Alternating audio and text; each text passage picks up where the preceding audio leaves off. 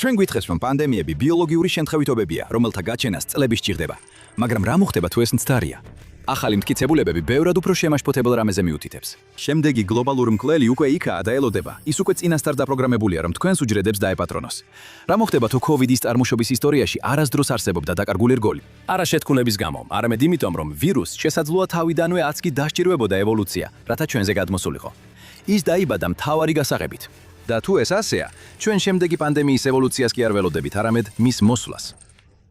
არსებობის პირველივე დღიდან კაცობრიობას ბიოლოგიურ დანაღმულ ველში გზის გაკვლევა უწევდა. ჩვენ ვიცოდით, რომ არსებობდა ვირუსები, რომლებიც შეუიარაღებელი თვალით უხილავი იყო.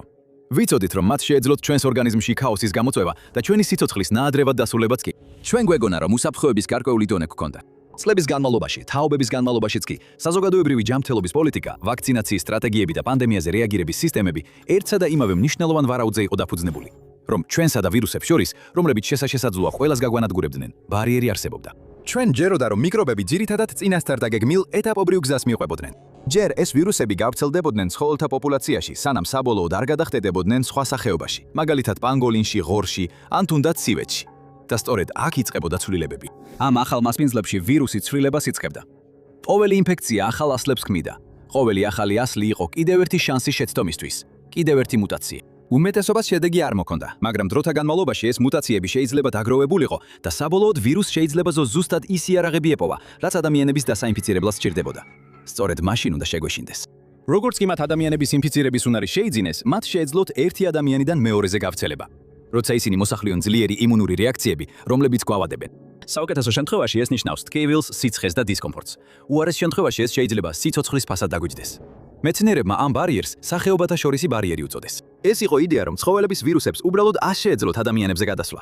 სანამ ისინი ამ ნახტომს გააკეთებდნენ, მიიჩნეოდა, რომ მათ ცხოველთა პოპულაციებში ევოლუციისთვის თვეები, წლები, ან თუნდაც 10 წლეულები სჭირდებოდათ. ეს გალდა გასაღებს, რომელსაც ჯერ კიდევ დამუშავება სჭირდებოდა, სანამ ადამიანის სხეულის უნიკალურ საკეთში ჭაჭდებოდა. და ეს მნიშვნელოვანი იყო.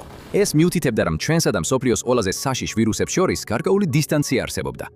სახეობათა ბარიერი მხოლოდ სამეცნიერო კონცეფცია არ იყო, ის ერთგვარ უსაფრთხოების ბადედ იქცა. რწმენა იმისა, რომ გვექნებოდა დრო, შეგუმჩნია ვირუსის გავრცელება ცხოველთა პოპულაციებში, დაგვედგინა მისი ცვლილებები და შეგვეჩერებინა ის, სანამ ჩვენამდე მოაღწევდა. მაგრამ რა მოხდება თუ ეს პანჯარა არასდროს არსებობდა? რა მოხდება თუ ვირუსი უკვე მზად იყო გასაშვებად? ბოლო კვლევები აჩვენებს, რომ ევოლუციური ბარიერის მოდელი შეიძლება სულაც არ იყოს ისეთი მყარი, როგორც გვეგონა. რადგან თუ ვირუსებს ჩვენი დასაინფიცირებლად მუტაცია სჭირდებათ, მაშინ როგორ მოხდა, რომ ისტორიაში ყველაზე მომაკვდინებელმა ეპიდემიებმა ეს ნაბიჯი სრულიად გამოტოვეს? ამ ბიოსაფრთხოების ბრმა წერტილის მნიშვნელობის გასაგებად, უნდა დაუბრუნდეთ დედამიწაზე ერთ-ერთ ყველაზე მძიმე პანდემიასთან, ესპანურ გრიპთან. მხოლოდ 2 წელიწადში მან მსოფლიოს მოსახლეობის დაახლოებით 1/3 დაინფიცირა და ათეულობით მილიონი ადამიანი იმსხვრბლა. ეს იყო H1N1 გრიპის განსაკუთრებულად მომაკვდინებელი შტამი, რომელმაც ისეთი მასშტაბის ქაოსი გამოიწვია, როგორიც მსოფლიოს არასდროს უნახავს. შემდეგ ათწლეულებში მეცნიერები ცდილობდნენ გაეგოთ ზუსტად როგორ მოხდა ეს. მათ დაადგინეს მისი გავრცელების გზა და შეიმუშავეს მოდელი, თუ როგორ ვრცელდება პანდემიები. თითქმის 1 საუკუნის განმავლობაში გვეგონა, რომ ეს მოდელი სწორია. პანდემიას წარმოაჩენდნენ როგორც ნელი კატასტროფა, მოვლენათა ჯაჭვი, რომელიც წლების განმავლობაში ვითარდებოდა და არა თვეებში. თუ გავრცელების პანჯარა იქნებოდა, ტრაგედიის თავიდან აცილება შეიძლებოდა, მაგრამ ეს ნარატივი 1000 წლეულის მიჯნაზე დაინგრა. მეცნიერებმა ექსჰუმაცია ჩაუტარეს და გაანალიზეს ესპანური გრიპის მსხვერპლთა ნეშტები, ინუიტების თემიდან ბრევიკში, მიჩიგანში, ალასკაზე. ნეშტები იდეალურად იყო შენახული მარად მყინავში, რამაც მკვლევრებს საშუალება მისცა ამოეღოთ ვირუსის RNA-ის ნიმუშები. შემდეგ მათ შეძლეს ვირუსის ეფექტურად რეკონსტრუქცია, თანამედროვე გენომური სეკვენირების ტექნიკების გამოყენებით. და სწორედ მაშინ აღმოაჩინეს ისინი სიმართლე, რომელმაც თავიდან დაწერა წესები იმის შესახებ თუ როგორ მოქმედებენ ვირუსები. აღმოჩნდა, რომ 1919 წლის H1N1 ვირუსს წლები არ გაუტარებია ღორებში მუტაციით, სანამ ადამიანთა პოპულაციებში გადავიდოდა.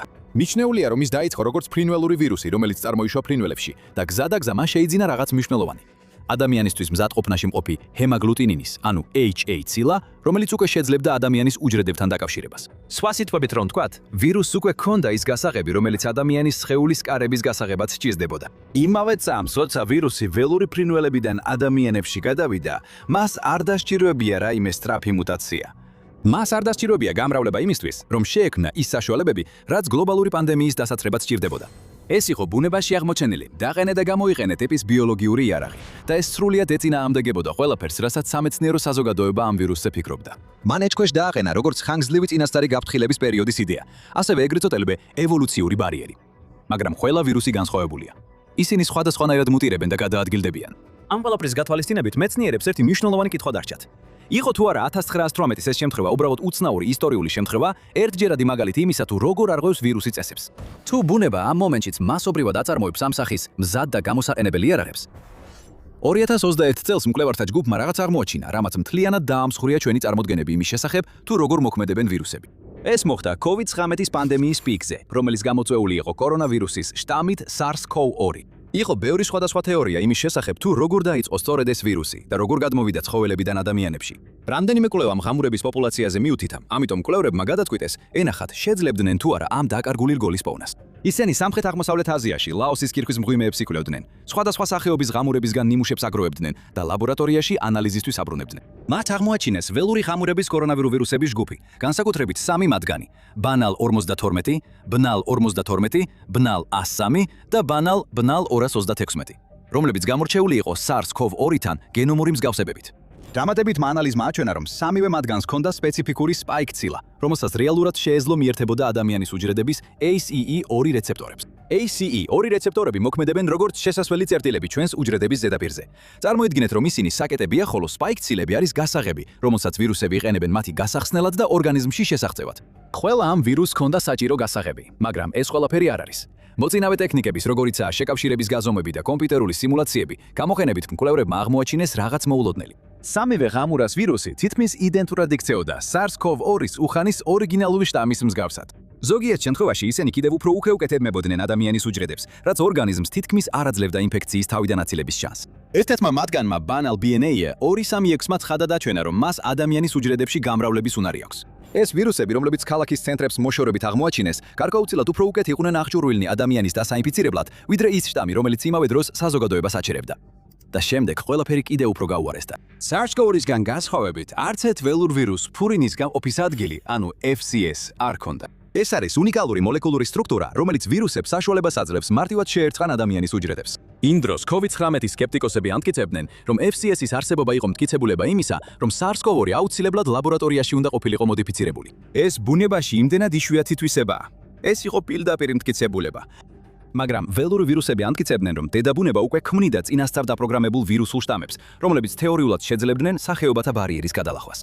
ადამიანები ბევრად უფრო მარტივად შეიძლება დაინფიცირდნენ, ვიდრე მოსალოდნელი იყო, ყოველგვარი იმ ნელი ეტაპობრივი ევოლუციური პროცესის გარეშე, რომელიც მეცნიერებს დიდი ხნის განმავლობაში აუცილებლად მიაჩნდათ. და თუ ბუნება ამ ადამიანზე მორგებულ გასაღებებს ჯუნგლების შუაგულში ქმნის, რა მოხდება, როცა ისინი საკეთს იპოვიან? ახლო აღმოსავლეთის რესპირატორულ სინდრომთან დაკავშირებული კორონავირუსი, რომელიც ასევე ცნობილია როგორც MERS-CoV, ერთ-ერთი ყველაზე მომაკვდინებელი პათოგენია პლანეტაზე. ვირუსი იწვევს მდგომარეობას, რომელსაც MERS-ი ეწოდება და შეიძლება გამოიწვიოს სიმპტომების სპექტრი, დაწყებული სიცხითა და ხველებით, დამთავრებული სუნთქვის გაზნელებითა და დიარეით. პირველი შემთხვევა 2012 წელს საუდის არაბეთში გამოვლინდა. მას შემდეგ რამდენიმე ათასი შემთხვევა დაფიქსირდა, დაახლოებით 35%-იანი სიკვდილიანობის მაჩვენებლით. რამდენიმე მნიშვნელოვანი აფეთქება მოხდა, მათ შორის ერთი სამხრეთ კორეაში 2015 წელს. თუმცა უმეტესობა შემთხვევებისა არაბეთის ნახევარკუნძულზე იყო კონცენტრირებული. კვლევებმა აჩვენა, რომ ადამიანები როგორც წესი ინფიცირდებიან MERS-CoV-ით აკლემებთან კონტაქტის გზით. თუ ტრადიციულ ეპიდემიოლოგიურ მოდელებს მიუყვებით, მაშინ იმ აკლემებში აღმოჩენილი ვირუსი მნიშვნელოვნად უნდა განსხვავდებოდეს იმ ვირუსისგან, რომელიც მომაკვდავი ადამიანების უჯრედებშია აღმოჩენილი. მას უნდა კონდეს ნათელი მტკიცებულება უამრავი მუტაციის შესახებ, რომლებმაც ვირუსს საშუალება მისცა ერთი სახეობიდან მეორეში გადასულიყო. სწორედ იმ ცვლილებების, რომლებმაც მას ადამიანის ორგანიზმში გადარჩენის შესაძლებლობა მისცა. ეს დაადასტურებდა შუალედური მასპინძლის თეორიას, მაგრამ მონაცემები ამას არ აჩვენებს. როდესაც მკვლევრებმა გენომური სეკვენირების ტექნიკები გამოიყენეს, რათა დაედგინათ MERS-CoV ვირუსები, რომლებიც ადამიანებსა და აკლემებში იყო აღმოჩენილი, მათ შემაშფოთებელი ფაქტი აღმოაჩინეს. ორივე თითქმის ზუსტად ერთნაირია. უფრო ზუსტად რსტად რომ ვთქვათ, ისინი 99.9%-ით იდენტურია. ისინი შორეული ნათესავები კი არ არიან, არამედ ბიოლოგიური სარკისებრი ანარეკლები. ეს ნიშნავს, რომ ამ ვირუსს არ სჭირდება რამე სახის სწავლა ან ადაპტაციის პერიოდი, რათა ერთ სახეობიდან მეორეში გადავიდეს. ორივე შორის უზარმაზარი უფსკრული არ არის, არამედ პატარა, თითქმის შეუმჩნეველი 0.1%-იანი სხვაობა. ვირუსს შეუძლია უბრალოდ გადალახოს სახეობათა ბარიერი იმავე სტრუქტურით, რომელსაც იყენებს პირუთქვისა და სხვა ცხოველთა პოპულაციების დასაინფიცირებლად. ეს არის სრულად ფუნქციონალური, სრულიად თავსებადი და უნარიანი დამპყრობელი მიკროსკოპული მასობრივი განადგურების იარაღი, რომელიც გაცილებით ადაპტირებადია ვიდრე ოდესმე გვეგონა. ამას ბიოსაფრთხოების თვალსაზრისით შემაძწუნებელი შედეგები აქვს. ეს აღმოჩენა მიუთითებს, რომ ვირუსოლოგები შესაძლოა წლების განმავლობაში მცდარ ინფორმაციაზე მუშაობდნენ. ისინი ეძებდნენ არასწორ გამაფრთხილებელ ნიშნებს, მიყვებოდნენ არასანდო მოდელებს და აძლევდნენ საზოგადოებას საშუალებას უგულებელყოფით მისულიყო კიდევ ერთ ბიოლოგიურ კრიზისამდე. თუ ცხოველური წარმოშობის ვირუსები, როგორიცაა MERS-CoV, უკვე იდენტურია იმ ვერსიებისა, რომლებიც ადამიანებს კლავს, მაშინ კიდევ რამდენი ასეთი ვირუსი არსებობს, რომლებიც უბრალოდ ელოდება შემდეგი პანდემიის დაწყებას. 2020-იანი წლების დასაწყისისთვის უკვე ვიცოდით, რომ არსებობდა ვირუსები, რომლებიც ცხოველებიდან ადამიანებზე გაცილებით სწრაფად გადადიოდა ვიდრე ველოდით. მეცნიერებმა დაამტკიცეს, რომ ასე იყო ესპანური გრიპისა და MERS-CoV-ის მსგავს შემთხვევებში, მაგრამ ბევრი ადამიანი მაინც მათ გამონაკლისებად ან ანომალიებად მიიჩნევდა. შემდეგ 2024 წელს გამოქვეყნდა გარდამტეხი კვლევა. მან აჩვენა, რომ ეს ეგრეთ წოდებული ანომალიები შეიძლება უფრო დიდი და სერიოზულად შემაშფოთებელი ტენდენციის ნაწილი იყოს. კვლევა ჩაატარეს Fred Hatch's კიბოს ცენტრის ბლუმის ლაბორატორიის მკვლევრებმა, რომელსაც ევოლუციური ბიოლოგი ჯესი ბლუმი ხელმძღვანელობდა. ის შეიქმნა იმისთვის, რომ ევოლუციური ბარიერის ჰიპოთეზა საბოლოო გამოცდაზე გაეტარებინათ. მათ სურდათ გაეგოთ, ნამდვილად სჭირდება თუ არა ვირუსებს დრო ადაპტაციისთვის, როდესაც ისინი ადამიანებში გადადიან. თუ კი ისინი თავიდანვე ამის უნარს ფლობენ, ამის გასაკეთებლად გუნდმა მხოლოდ ერთ ეპიდემიაზე ან ვირუსის შტამზე არ გაამახვილა ყურადღება. ამის ნაცვლად მათ დიდი გენომური მონაცემთა ნაკრები გაანალიზეს, რათა გაეგოთ, როგორ იქცევიან ისინი მოლეკულურ დონეზე. მათ გამოიყენეს ტექნიკა, რომელსაც ღრმა მუტაციური სკანირება ეწოდება, რათა დეტალურად შეესწავლათ კონკრეტული ვირუსული ცილები. მათი ანალიზი მოიცავდა ვირუსების ფართო სპექტრს, მათ შორის გრიპს, SARS-CoV-2, AIDS და Zika-ს. ამან მათ საშუალება მისცა დაედგინათ, თუ როგორ შეიძლება ათასობით პოტენციურმა მუტაციამ გავლენა მოახდინოს ვირუსის უნარზე, აირიდოს ანტისხეულები და დაინფიციროს უჯრედები. პირველ რიგში მკვლევარებმა უნდა შეექმნათ ეგრეთ წოდებული ფსევდოვირუსი. ესენი იყო რეალური პათოგენების უსაფრთხო ვერსიები, რომლებიც უჯრედებში შეღწევას ახერხებდნენ, მაგრამ გამრავლება არ შეეძლოთ. ამან გამორიცხა მრავალი დისკი, რომელიც ცოცხალ, საშიშ ვირუსულ შტამებთან მუშაობას ახლავს თან. შემდეგ მათ გენეტიკურად დააპროექტეს ვირუსული ცილები, რათა საკუთარი მუტაციები შეექმნათ. ეს გავდა იმ გზებს, როგორც ვირუსული უჯრედი შეიძლება შეიცვალოს ან ადაპტირდეს, რათა გაზარდოს თავისი ინფექციურობა და გადარჩენის უნარი სხვადასხვა მასპინძელსა და გარემოში. შემდეგ ვარიანტები გამოიცადა და მკვლევრებმა გაზომეს, რამდენად კარგად უძლებდნენ ისინი ანტისხეულებს და რამდენად მჭიდროდ ეკროდნენ მასპინძლის უჯრედებს. მონაცემებმა ერთი მიმართულება აჩვენა. ზოგიერთ ყველაზე მომაქთინებელ პანდემიას ადამიანის ისტორიაში.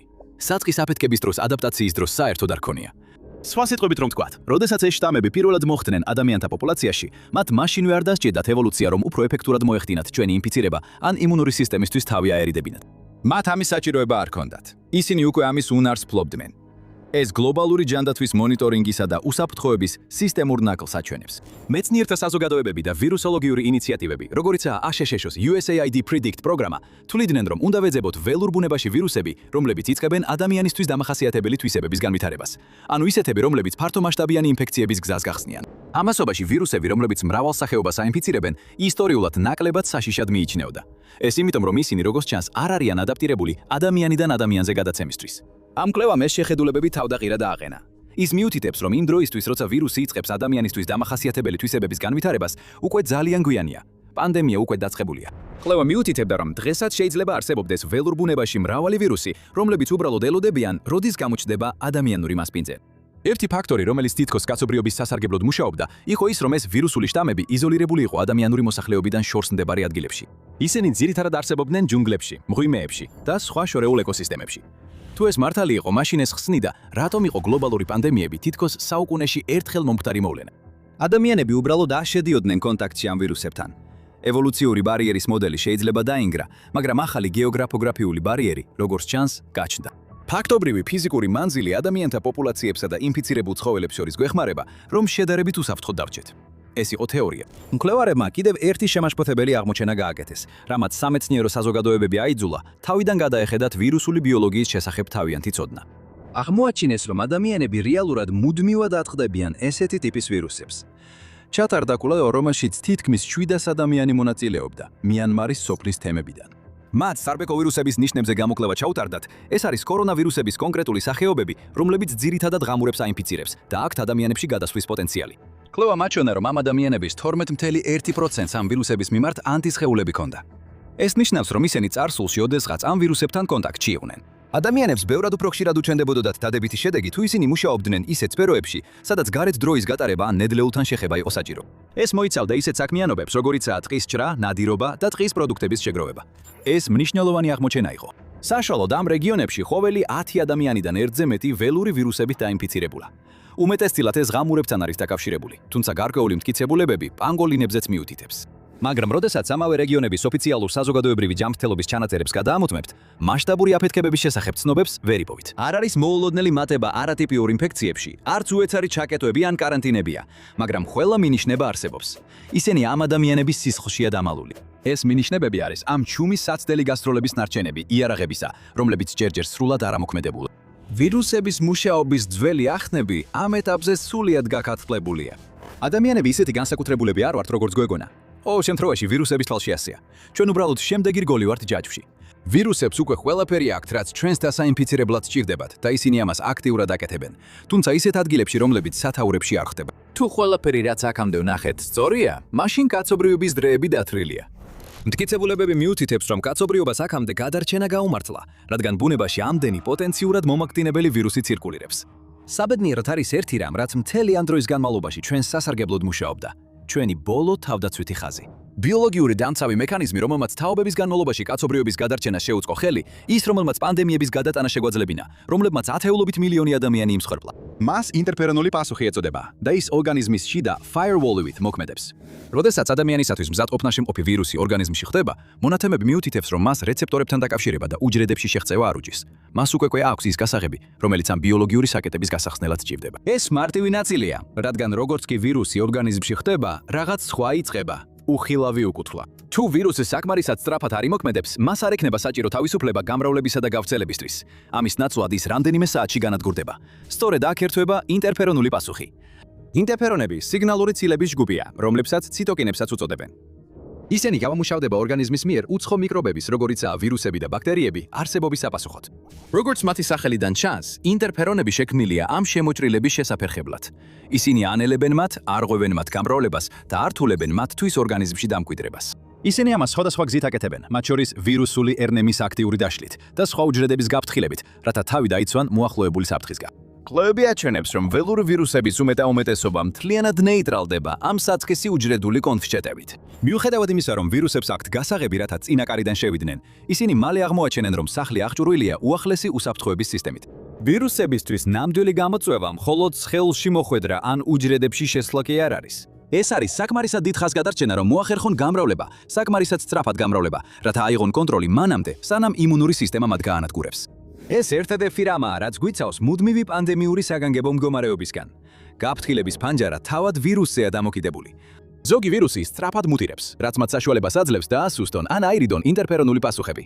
სხვა ვირუსები უფრო ადრე ჩერდებიან და ეს ასევე დამოკიდებულია ორგანიზმის უნარზე, რამდენად სწრაფად შეძლებს შეამჩნიოს შეჭრა, ატეხოს განგაში და ამოქმედოს თავდაცვა მანამდე, სანამ ვირუსი გავრცელდება. აი ამიტომ აქვს მიანმარის სოფლის მოსახლეობის ყოველ 10-დან ერთ ადამიანს ეს ანტისხეულები. დიახ, მათი ორგანიზმები დაინფიცირდა ღამურებისა და სხვა არსებების ველური ვირუსებით, მაგრამ ეს არ გამოუწევია მასიურ აფეთქებას ან საზოგადოებისთვის დამანგრეველ პანდემიას. მათმა სხეულებმა შეძლეს დროულად რეაგირება და მათმა ინტერფერონებმა გააკეთეს ის, რისთვისაც იყვნენ შექმნილნი. მტერი ეფექტურად განადგურდა ციხესიმაგრის კარიბჭესთან, მაგრამ რატო ქმნის ბუნება ამ ადამიანებისთვის მზადებულ გასაღებებს საერთოდ? თუ ჩვენ არ ვართ მთავარი სამიზნა, ცხადია კაცობრიობა თაობების განმავლობაში ვირუსული ევოლუციის შესახებ ფუნდამენტურ მცდარ წარმოდგენას ეყრდნობოდა. ჩვენ აცლეულები გჯეროდა, რომ ვირუსებს ჩვენთან ადაპტაცია სჭირდებათ, რადგან ჩვენ იმდენად განსხვავებულები და გამორჩეულები ვართ სხვა ცხოველებთან შედარებით. კაცობრიობა ამ მიკრობებისთვის უმაღლეს ჯილდოდ მიიჩნეოდა, მათი ევოლუციური გზების მწვერვალად. მონაცემები კი სრულიად სხვა ისტორიას გვიყვება. ის აჩვენებს, რომ ვირუსების ყველაზე წარმატებულ შტამებს ისტორიაში, როგორიცაა 1918 წლის ესპანური გრიპი და SARS-CoV-2, COVID-19, ადამიანებთან ახლახან ადაპტაციის არანაირი მნიშვნელოვანი ნიშანი არ ჰქონდათ. ესენი იყო ის ვირუსები, რომელსაც ვირუსოლოგები გენერალისტ ვირუსებს უწოდებენ. ისინი არ განვითარებულან ველურ ბუნებაში და არც სქელ ჯუნგლებში, მუტაციას არ განიცდიდნენ. ისინი წინასწარ არ იყვნენ დაპროგრამებული, რომ კონკრეტულად ადამიანები დაემფიცირებინათ და მოეკლათ. მათ არც კი დასჭირვებიათ წლების განმავლობაში შემთხვევითი მუტაციები, რომ ადამიანებისთვის მზადყოფნის ფორმამდე მიეღწიათ. ისინი უბრალოდ დროთა განმავლობაში განვითარდნენ, რათა გადარჩენილიყვნენ მაღალი სიმჭიდროვის მრავალსახეობიან გარემოში. მათი ისწავლეს აყვავება ისეთ ადგილებში, სადაც ღამურები, ფრინველები, მღრღნელები, პრიმატები და სხვა არსებები იყვნენ. ეს მათ უზარმაზარ უპირატესობას აძლევს. ვირუსები უფრო მარტივად ვრცელდებიან, როცა მხოლოდ ერთ სახეობაზე არ არიან შეზღუდულნი. ამ ვირუსებს ფაქტობრივად საკუთარი უნივერსალური გასაღებები აქვთ, რაც საშუალებას აძლევს თითქმის ყველგან მოხვდნენ სადაც უნდათ. სხვა სიტყვებით რომ ვთქვათ, ადამიანები მათი სამიზნეები არ არიან. ისინი არც კი არიან საბოლოო მიზნები ან საბოლოო ამოცანები. ისინი უბრალოდ თანდევი ზიანია. სწორედ ეს ხდის შემდეგ პანდემიას უხილავ გარდაუვალობად. აპარატურა უკვე არსებობს და ის სრულად თავსებადია ადამიანის ოპერაციულ სისტემასთან. როდესაც ბუნება ქმნის თავის ბიოლოგიური იარაღებს, კაცობრიობა გვერდზე არ ზის. და როდესაც რაღაც არასწორად მიდის, ამას შედეგები მოხვება. აღმოაჩინეს შემზარავი სიმართლე ვირუსებზე, რომლებიც სინამდვილეში ლაბორატორიიდან გაჟონა. ანუ ყურე ამ ვიდეოს.